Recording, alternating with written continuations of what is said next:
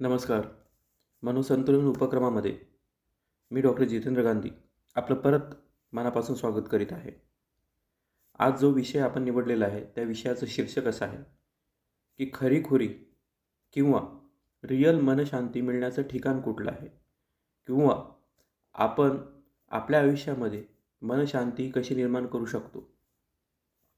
आज प्रत्येक वयोगटातील व्यक्ती, साधारण लहान मुलापासून तर किशोरावस्थेपासून तर वृद्धावस्थेपर्यंत, प्रत्येक माणूस आपल्या मनाला शांतता, समाधान आणि आनंद मिळावा याच्यासाठी धडपडत आहे.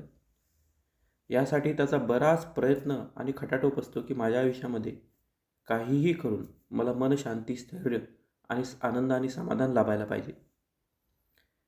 याची जी धडपड आहे ती धडपड आयुष्यभर चालू असतानासुद्धा असं लक्षात येतं की माणसाला किंवा व्यक्तीला खरं रिअल हॅपीनेस, आनंद, शांती, सुख आणि समाधान मिळताना दिसत नाही आहे.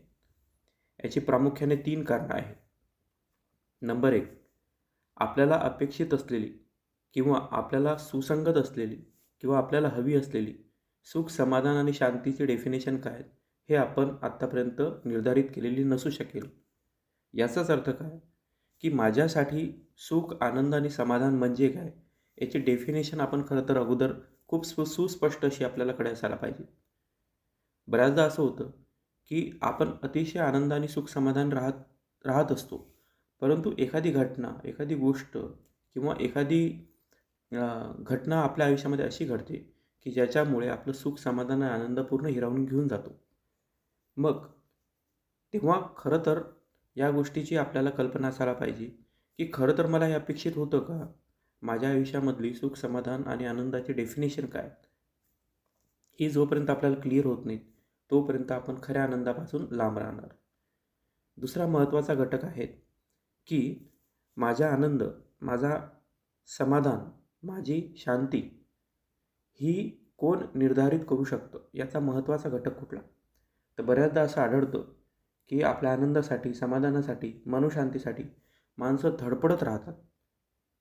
वेगवेगळ्या मार्गाने जाण्याचा प्रयत्न करतात, वेगवेगळे आध्यात्मिक मार्ग स्वीकारतात, परंतु त्यांना हे खरं तर कळून चुकत नाही आहे की आनंद, समाधान आणि मनोशांती देणारं जर खरोखरं स्तोत्र या जगामध्ये जर तो कुठलं असेल तर ते आपण स्वतः आहोत.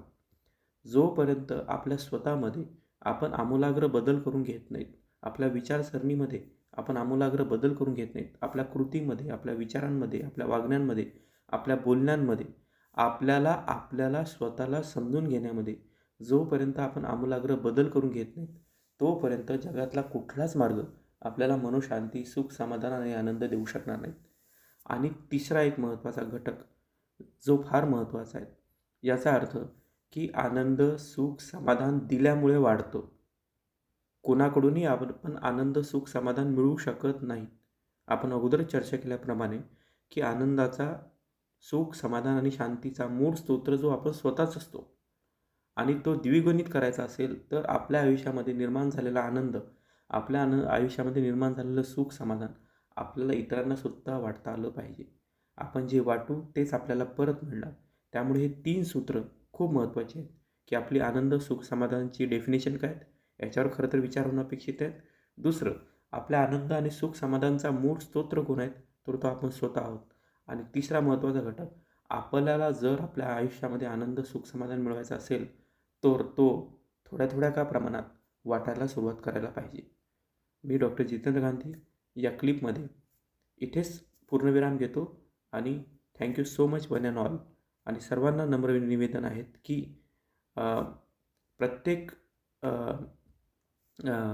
क्लिपच्या नंतर आपल्या मनामध्ये किंवा आपल्याला निर्माण झालेली जी भावना असेल, निर्माण झालेलं जे मत असेल ते कृपया कळवत चला, ज्याच्यामुळे मलासुद्धा त्याचा फायदा होईल. Thank you so much one and all.